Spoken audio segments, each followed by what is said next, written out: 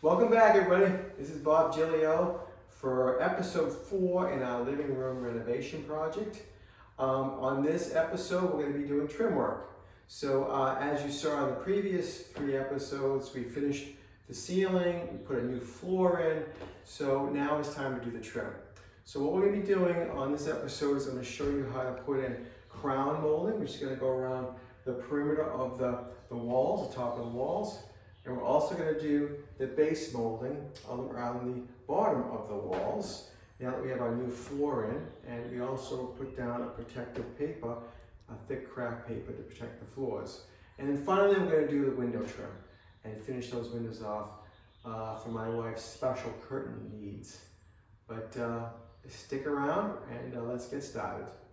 So to prep the walls or the ceiling for the crown molding, I went ahead and I did a chalk line around the top of the walls, down 3 3/8 of an inch from the ceiling, which is the projection for the crown molding. So that's the line that I'm going to align the crown molding to, the bottom of the crown molding. I also went ahead and I marked out where the studs are in both the ceiling and the wall. As you saw in my previous episode, I went and put blocking so that we have a nice kneeling surface behind that drywall. We got a nice secure fit to the crown molding.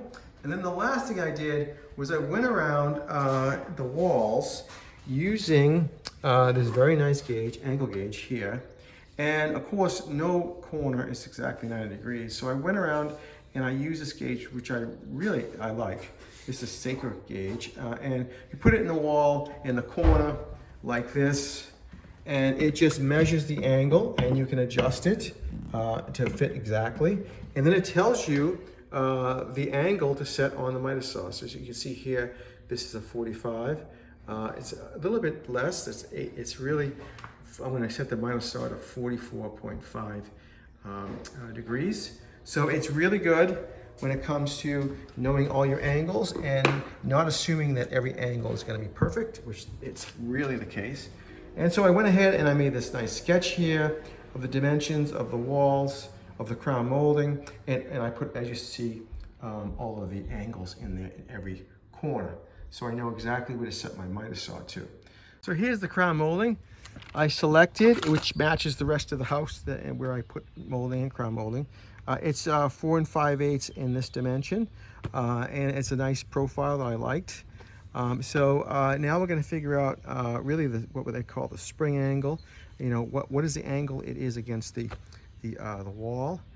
So I went on my sketch and I went ahead and I drew it out here. So this crown is a 45-degree angle against the wall, the wall and the ceiling.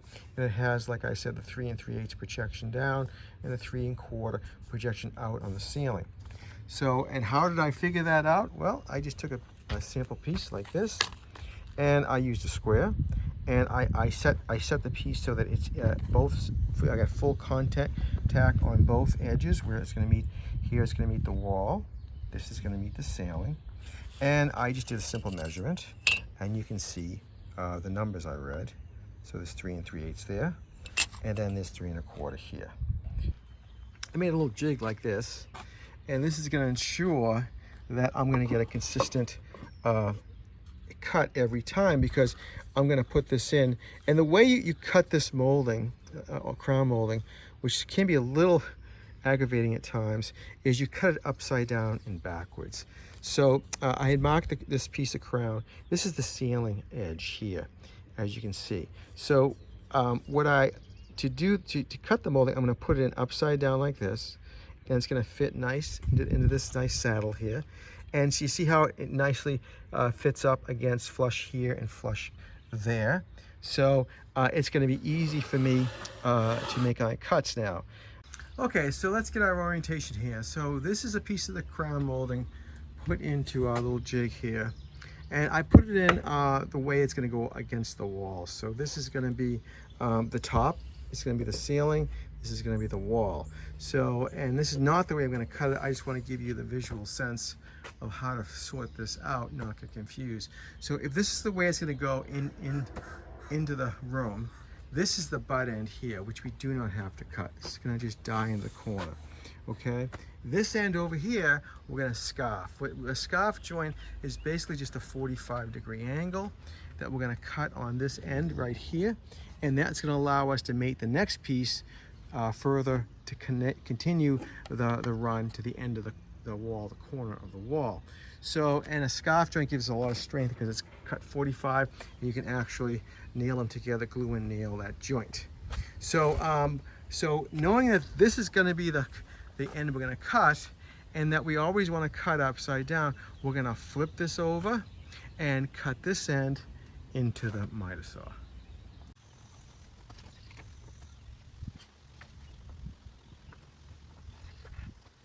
Okay, so here we are ready for the cut. With it reversed, the molding now, the ceiling edge is here. This is the wall edge. And so I put a mark right here where the closest stud was on the wall. So I want to be able to have a nice solid nailing surface when I do make this joint. So you see the line is vertical, but the scarf cut's going to be at a 45. So I want to at least get this area aligned with the stud, bottom part. And then the top part here, I have a ceiling. To nail on the ceiling, I have a pretty wide 2x4 in the flat, so I have a nice 3.5 inch nailing surface. So I'm not worried about this as much as I am that. Okay, so now that we cut the piece, the butt joint goes into the corner that we did not cut. Okay, and I'll show you how we're going to make that joint there. Okay, now I'm going to put it on the bottom of the line.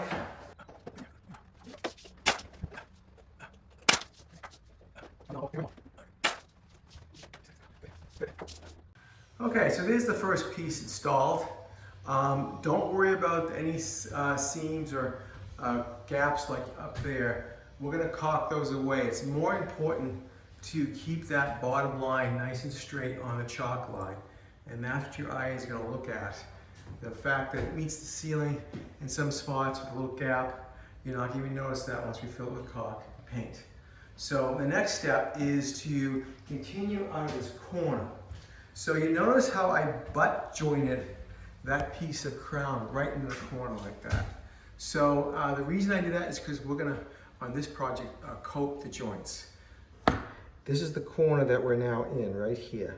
So I measured the angle at 45, or 90 degrees, which is half of 90 is 45. So now I know where to set my miter saw. And we're gonna cut that 45, and then we're gonna basically cut out the material behind the joint. And I'll show you how to do that. So let's go to the miter saw first. Okay, so here's the next piece that we're gonna have to cut. And I put it in so that it's showing in the direction it's gonna actually sit on the ceiling, with this being the ceiling edge and this being the wall edge. I'm not going to cut it like that. I just want to give you the orientation. So this end is going to be the opposite end. We're not going to cut other than a butt cut. This over here is the end we're going to cut, and this is the one we're going to coat. So what we're going to do on this end is we're going to now cut a 45 to half of the 90, because we measured the 90 like that. And then once we have it like that, then we're going to coat it. So let's do that cut now. I just put a mark like that so I know which way to cut it. I'm going to cut it again, upside down and backwards.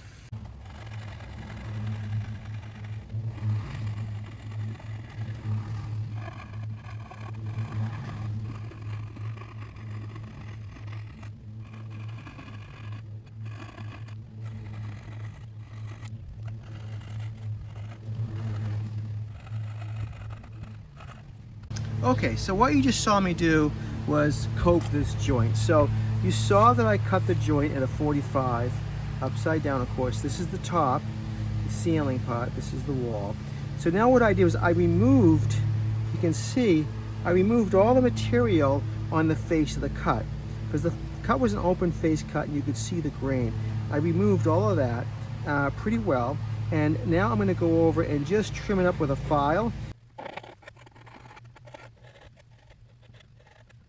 Okay, so here it is, just about done. We have to fit it in place here, it looks, but just using a scrap piece, you can see how that joint looks, and it looks pretty good now. So we're gonna put it up against the ceiling. And okay, so there's the joint. It came out really good, not perfect, but close enough. I think it's really tight. And like I said, don't worry about any gaps at this point. Caulking will take care of it. And in this corner, you see it's the butt joint.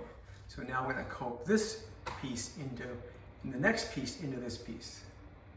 Okay, so you might have noticed that I switched out my saw because the other 1D saw, my chop saw, wasn't tall enough to do for the depth of the cut, so I had to go to my sliding compound. And I did use the fence that I made, the nice jig here. But there's another way of doing this, and I want to show you that way too. So with a compound miter saw like this, I can tilt the vertical as well as the horizontal this way. So I have two axes that I can adjust. And because of that, I don't need this jig anymore. We can get rid of this jig and basically work on the table, directly on the table, on the flat like this.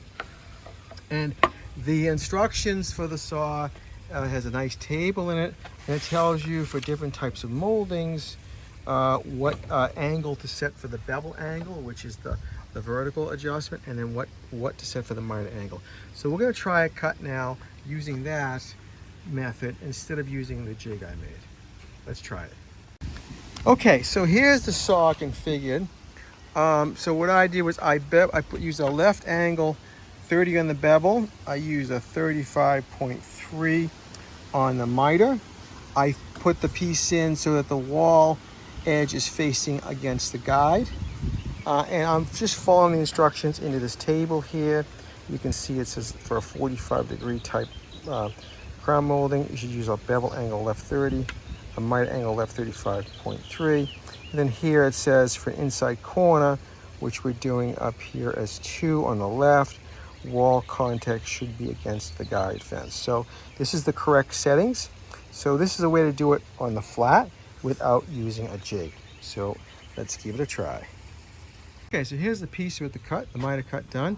And now, just like before, we're gonna cope away with a coping saw all this material here, just to follow this line, this paint line here, and to make sure that the coping is angled enough in so I remove enough material so it won't interfere with the piece it's mating with.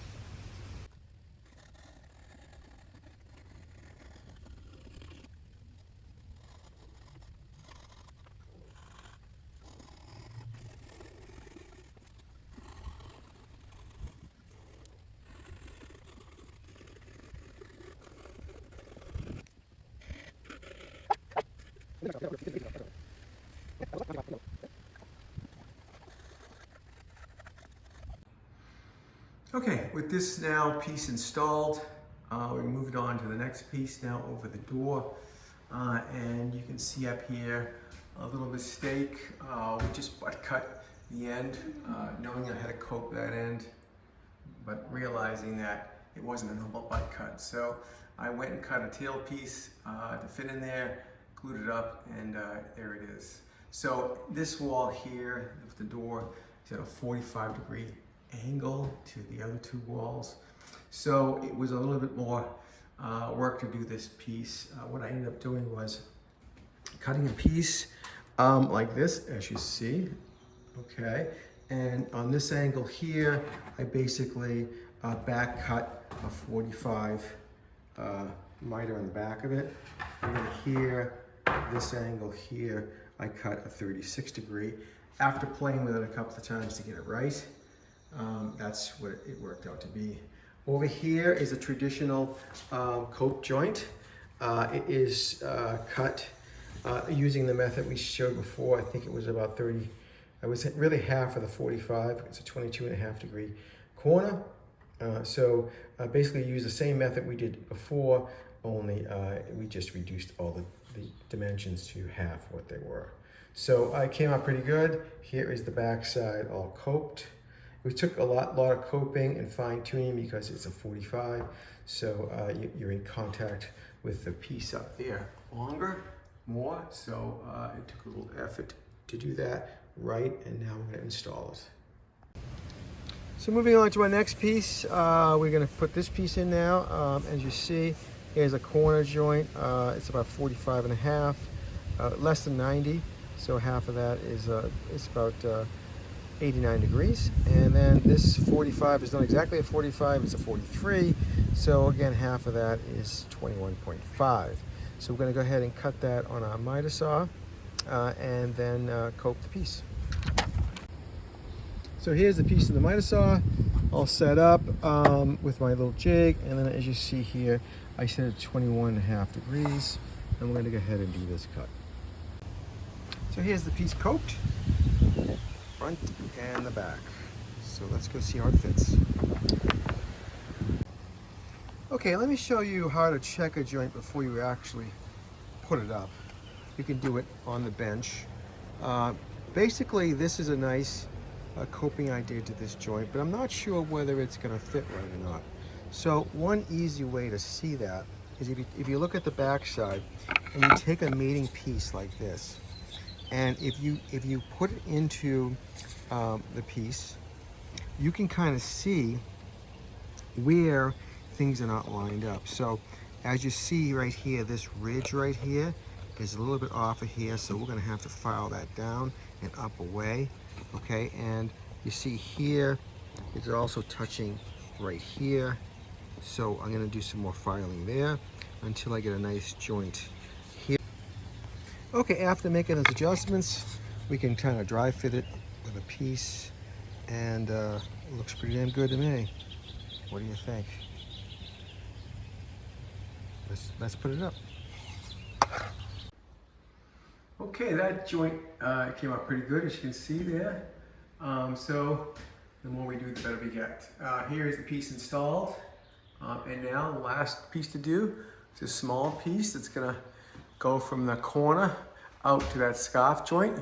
So this particular corner was 44.5 degrees. And I set it, as you can see through here, 44.5 degrees. I'm gonna put it in the cradle and cut it.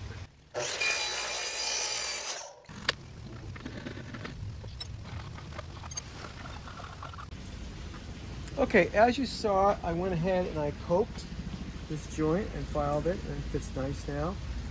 And then this joint, the scarf joint, the other end side of the scarf joint, I basically just put it in my, upside down, as always, into my my jig, and set it to, actually 46 worked out to be a better angle than 45. I played around with a trowel piece. So I just went ahead and cut it, and then marked it, cut it, and now I have this other side of the scarf joint, and we're going to just go ahead and put it up. Before we're going to make this joint here, put this last piece up, I'm going to just put some glue on both faces of the joint, so we can make sure it always stays together. It doesn't separate over time as the wood dries out. Just like that. Paper towel. Put some nails through it. I'm using 18 gauge, by the way, 2-inch brads.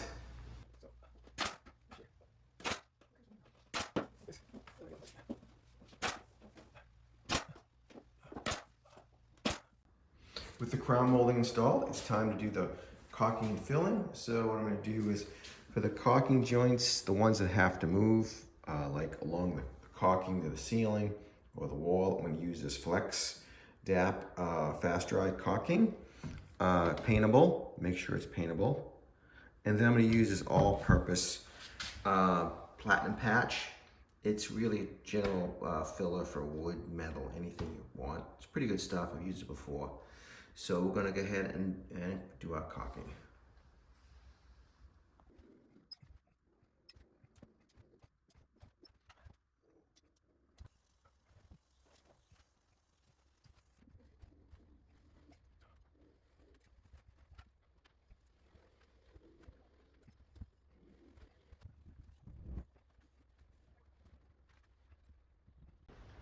So here it is, all almost ready for paint. I just have to sand down the filler I used over the nails, but everything's caulked. Looks great. And now, while we're waiting for that filler to dry, I'm going to start doing the base molding right here. So the base molding is going to be a lot like the same steps we took for the crown molding, only easier. So the base molding we're using, what I installed throughout the house, it's basically a 1x4, 3.5 inches tall, and then capped with a colonial base cap, inch and 3/8 colonial base cap. So we're gonna replicate this in this room over here. So here's the material I went out and bought. So basically just 1x4s, pre-primed, finger jointed, very economical, takes paint great. And then here is the base cap. So we're gonna go ahead and put that on top. So it's gonna be, well, I guess you can call it coping, but we're going to butt joint, because this is an easy thing to make the joints with. It's a butt joint, so we're gonna 45 this, just like we did with the first crown piece, because this 16-footer is too short for my 19-foot long wall length. So we're gonna go ahead and make this cut, and then we're gonna seam it as we did with the crown. Okay, so here's the first trim piece put in position. You can see the butt joint there in the corner, because we're gonna butt the joints, overlap them. So we are now checking the floor. Here's a new floor. What I like to do with my trim is I like running a scribe along the bottom, along the floor, and I'll actually, trim or contour the bottom of my trim to the floor. This is a brand new floor, as you know, so it's pretty flat, but in older homes, this becomes very useful. And I prefer doing this over shoe molding, because shoe molding is more work, another piece of molding that just gets dirty and dinged up. So I like this nice clean look. So what we're gonna do is we're going to use that line, and we're going to sand down or plane down the bottom to fit the floor contour. So I set up my benchtop belt sander with a 80 grit paper on the belt, and I like this because I can see the line and I can easily control the piece of wood so that I can remove just along the line. It gives me a lot of control, and it's, as opposed to using a belt sander or a hand planer or a power planer, I really can't see the line unless I'm looking under the tool, and it's all dusty under there. So this I found to be the easiest, cleanest way, and I can see the line the whole time.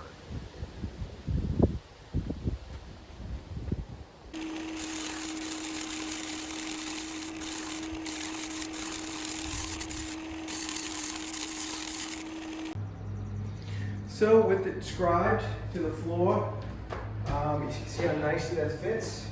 And now we're going to nail it off. I marked out the studs in the wall, and I'm going to use my 15 gauge finish nailer, 2.5 inch nails. And we're just going to put 2 nails in each stud, starting in the corner.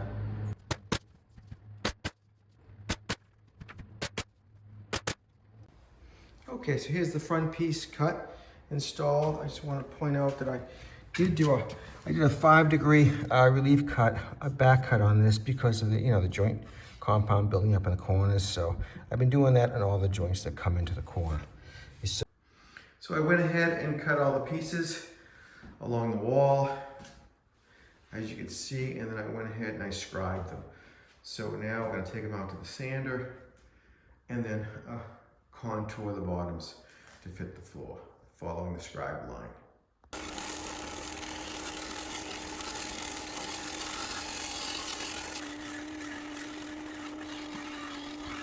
So for the front piece, we need to do the cutouts for the HVAC ducts, which I just marked. And then, well, the other thing sometimes you have to do is, you see how these two top edges don't exactly meet. It's about 1/16 of an inch difference. So what I'm going to do is I'm just going to taper that back, sand it back on the sander, like a foot or so, taper it back into that level.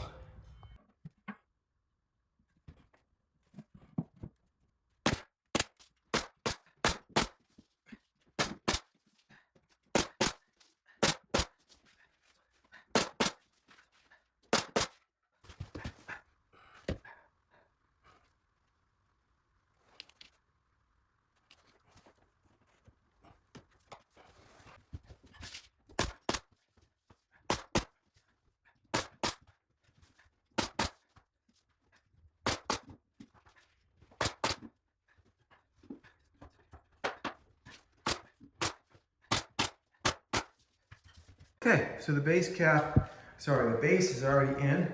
Now I'm gonna have to put the cap on it. So just like we did with the crown molding, we're gonna coat the inside corners.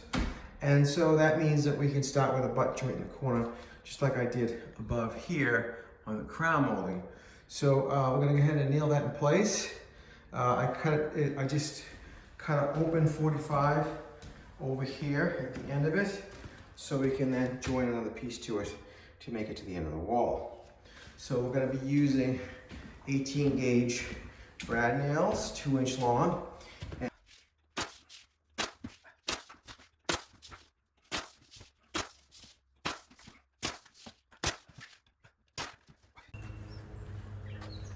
Okay, this is going to be a cope joint with this trim. So you just basically do a open face 45 on it. We're going into a 90 corner, like so. I'm going to do 2 at the same time. So I have another one here on the other end. So we just do an open face 45 in that one.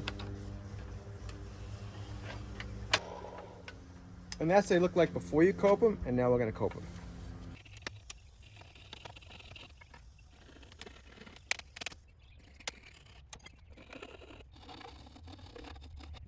Okay, so here's the joint coped. There's the butt end, so you can see how this fits together. It goes in like that. And it will never open up because this piece goes behind this piece.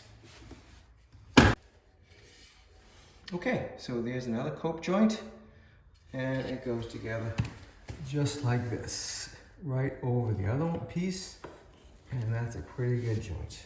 It'll never open up.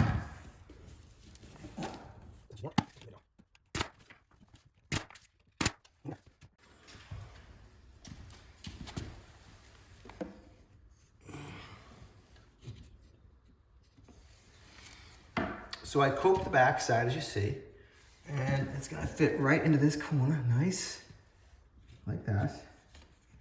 And I also return this end over here. I did a return, so I'm leaving room open for the grill to the HVAC system. So I kept it back about 3/8 of an inch, and I put a return on it.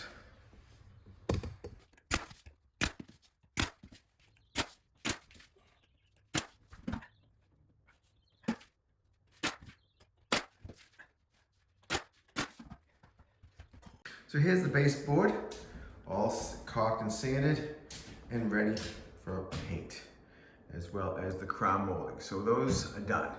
Now we're gonna turn our attention to these windows right here. So these windows had trim that I removed, very similar or the same as this window does. You can see this window I actually extended out. I built it out a foot overhang years ago. But these windows sit flush with the framing of that wall, and it's a 3.5-inch wall construction. So when you see, I don't really have much room. If I put my trim on it like it was, I don't really have any extra space except for maybe a 3/4 inch thickness of the trim I'm gonna put on.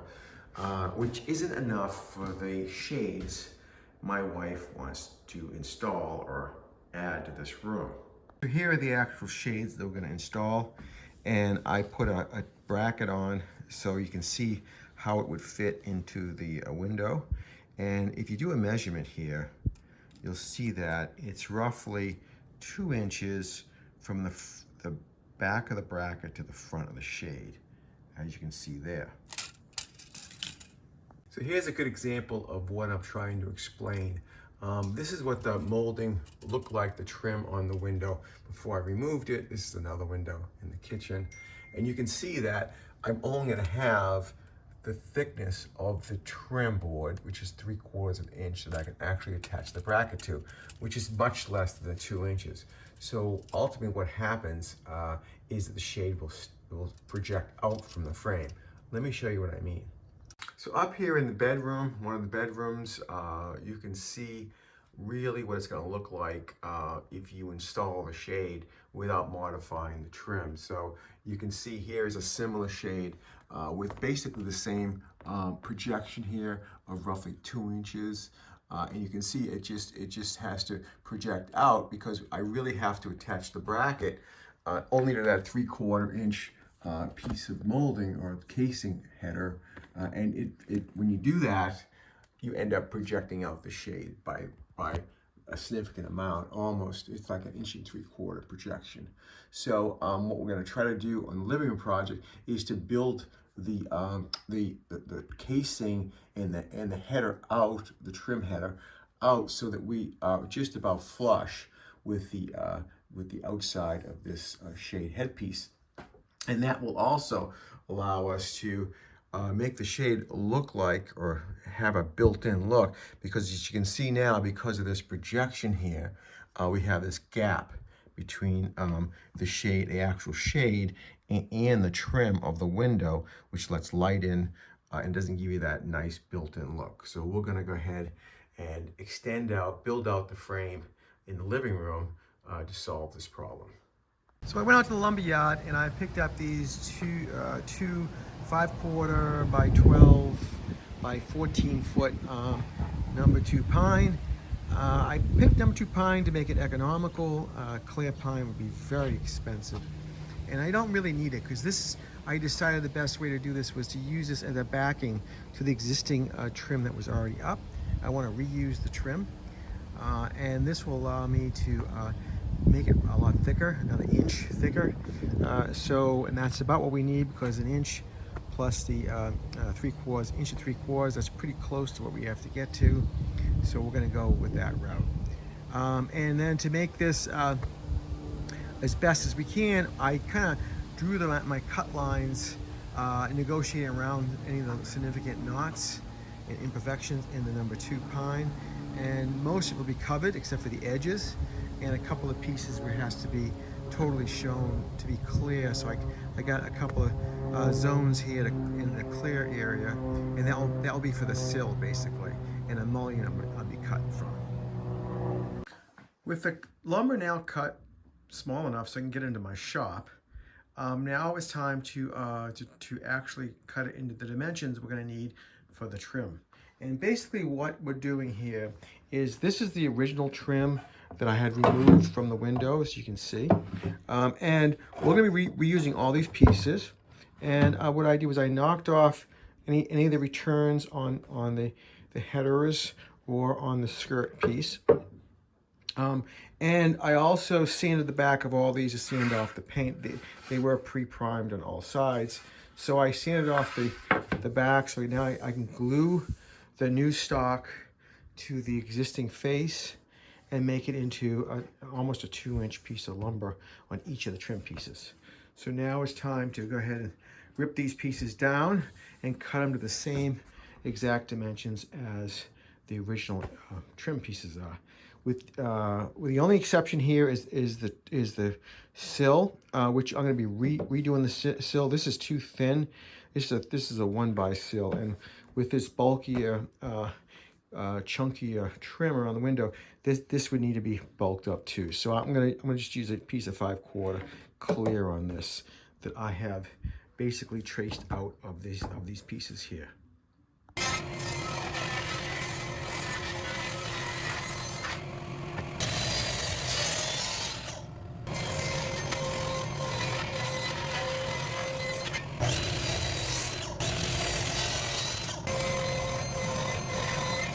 So here are all the pieces now cut, the backer pieces, and you can kind of see now what I'm trying to do.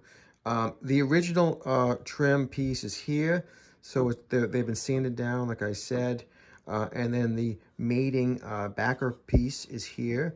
This is over 1 inch, about 1.125", 5/4, and then here is the 3/4. So stacked together, it's just under 2 inches,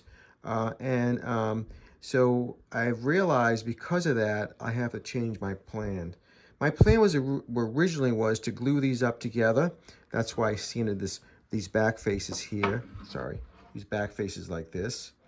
But now that I'm thinking about it, it really is not going to work, because if I do that, if I sandwich these together like this, then I end up with a 2-inch piece of material here.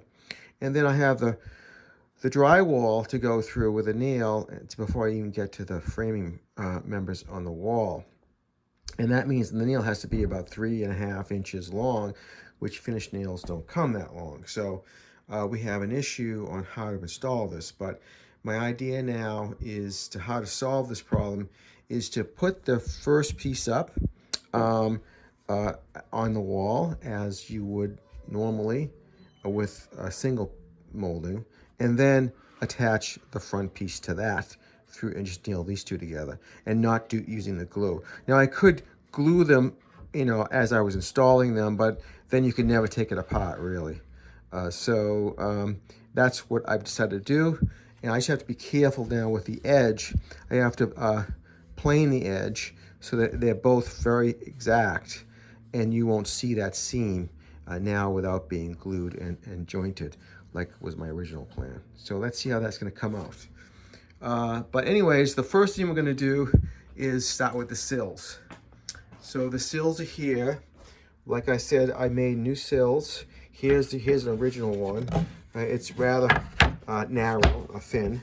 It's less than 3/4 inch, like 5/8 material. That was the original. So what I've done, I've chunked out the sills to match the thicker, trim overall on the window. And I'm going to basically finish making these. I back cut this angle at 10 degrees here, just like it is on the original board sill. And then now what I'm going to do is I'm going to run a round over router bit over here and soften this edge with a nice round over on it, just like this one is. And then we're going to put a rabbet. There's also a rabbet here on the sides to mate with the sill on the window. So I'm going to also rabbet this side, this other side, the same way. I set up a 3/4 inch straight cutting router bit in my router table.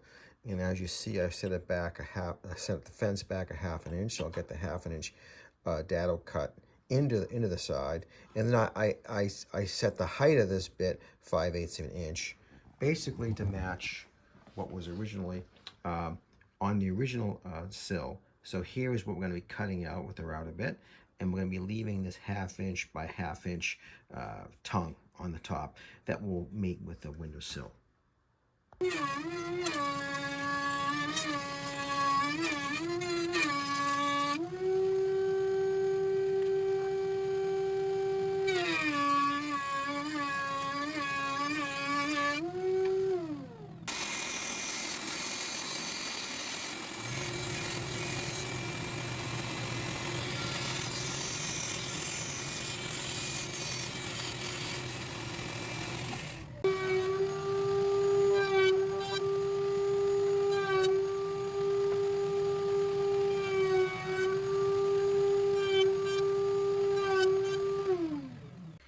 So here are the sills. You saw how I did them. I basically did the nice rabbet here. I checked it with the window. It fits nicely now. I also did the cutouts where the wall comes out, and this projects into the windowsill. So that's all set. I went around and I rounded off all of the edges, and I gave it a good sanding. So here are the two sills that we're going to install. Now, the next step is to do the skirts, which are under the sills. And so one thing that I have to deal with now is, since we're not going to glue these together, and we're going to assemble them, assemble them separately, this first filler piece, and then on top, the finished trim. So we have to now make sure that this edge here, these two edges line up very exactly, so that when we do put them together, you won't notice that there is two pieces of wood here. Instead, I want you to think there's only one. So to do that, I'm going to use my jointer and basically joint both ends of both sides, and that will give me the same mating surface, the height on both of these exactly the same, and nice and consistent.